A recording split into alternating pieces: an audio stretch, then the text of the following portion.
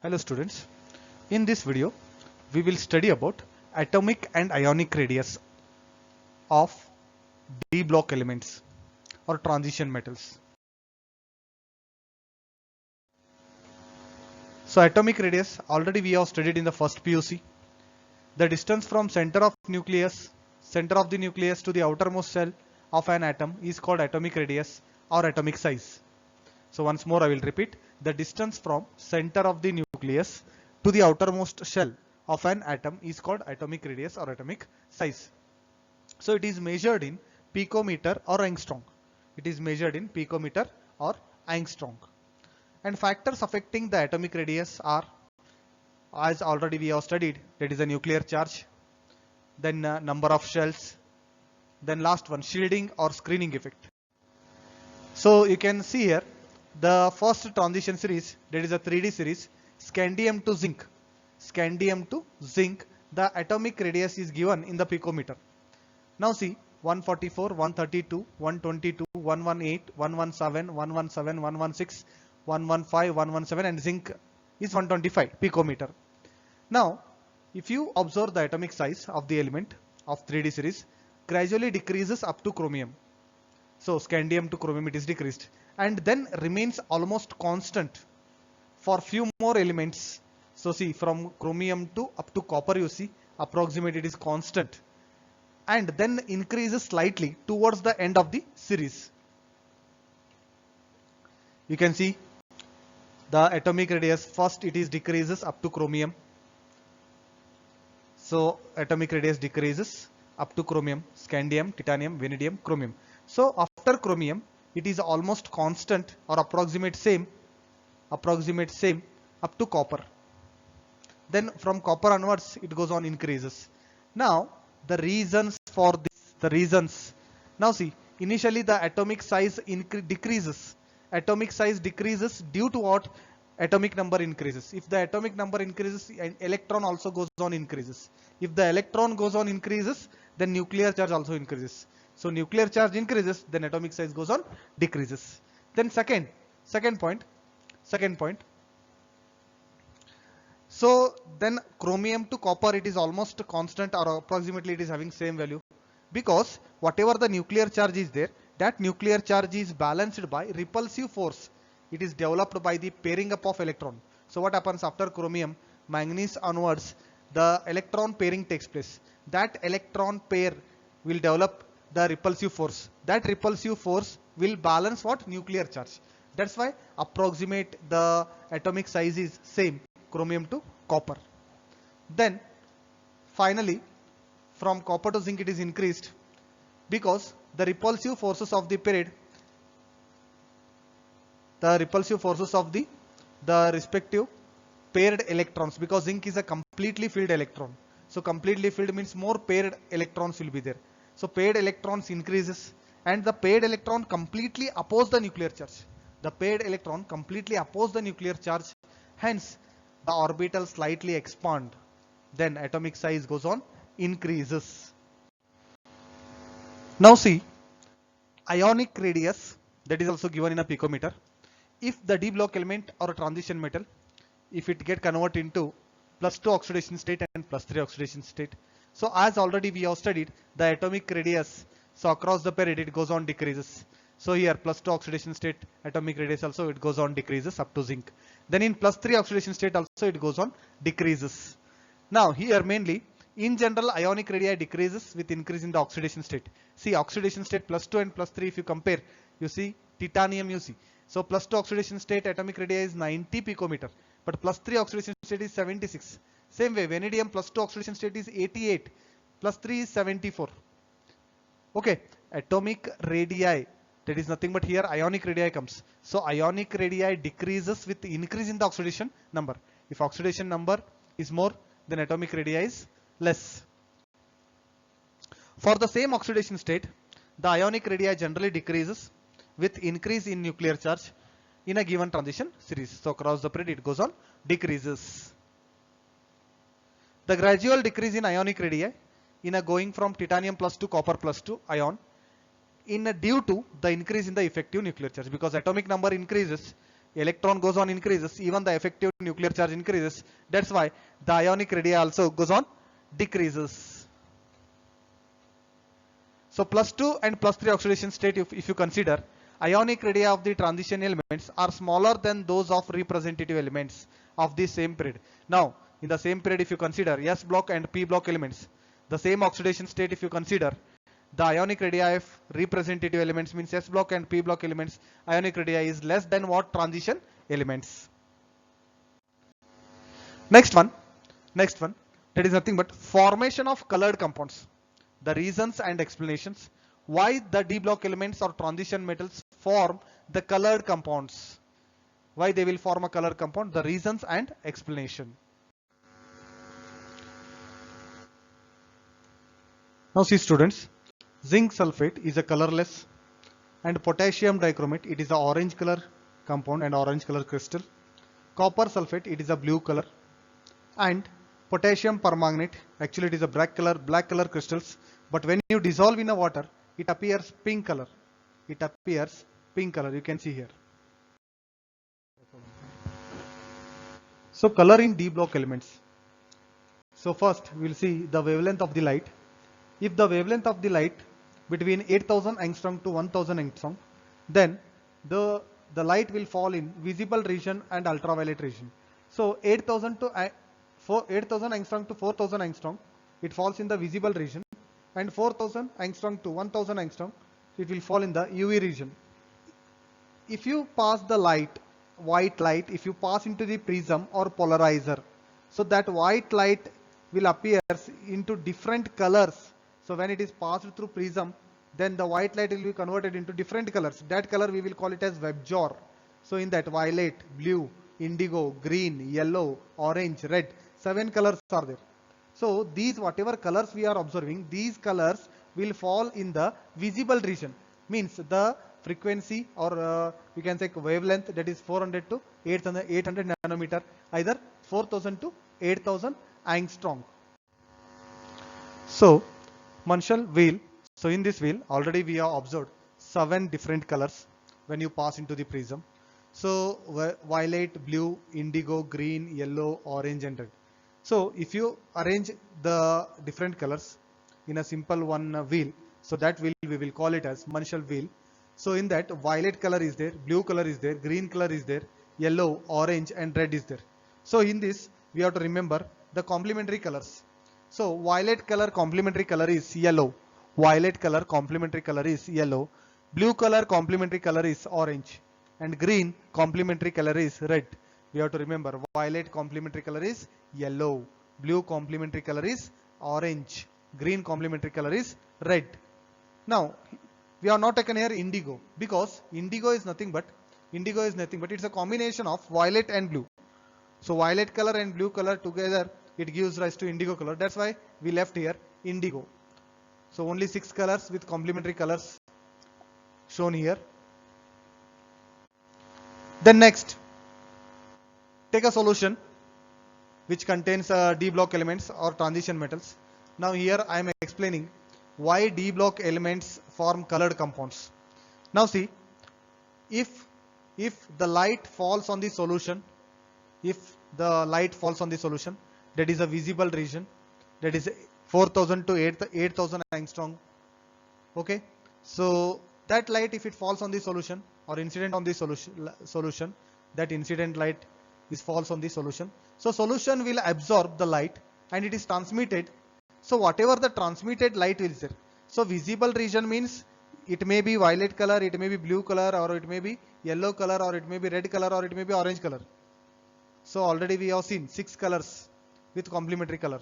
So now whichever the color of light, so whichever wavelength or frequency light it is absorbed by the solution, that color, complementary color, we can observe in transmitted light.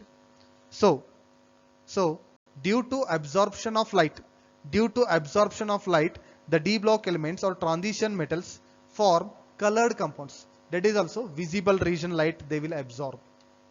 Then most of the transition metals D block elements are colored due to absorption of light in a visible region, that is 400 to 800 nanometer. Now factors responsible for color in d block elements. Factors responsible for color in d block elements. First one, dd transition. So what do you mean by dd transition? I will explain with example in the next slide. Then second one, presence of unpaired electrons in d orbitals. So how many unpaired electrons will be present in d orbital? Then third one, change in geometry of a complex and change in ligands. Change in the geometry of the complex and change in the ligands. Then charge transfer. So the charge transfer can take place from metal to ligand or ligand to metal. So due to these reasons, the d block elements are colored. Now in that first one, I will go with the dd transition. So in a dd transition, I will take an example. So I have taken here one example, that is a coordination compound I have taken. The name of this coordination compound is hexa-aqua titanium 3 ion. So the name of the compound is, or the name of the coordination compound is hexa-aqua titanium 3 ion. So this coordination compound is purple in color. So why it is purple in color? Because due to dd transition. So what do you mean by dd transition? See, now in this case the central metal is titanium.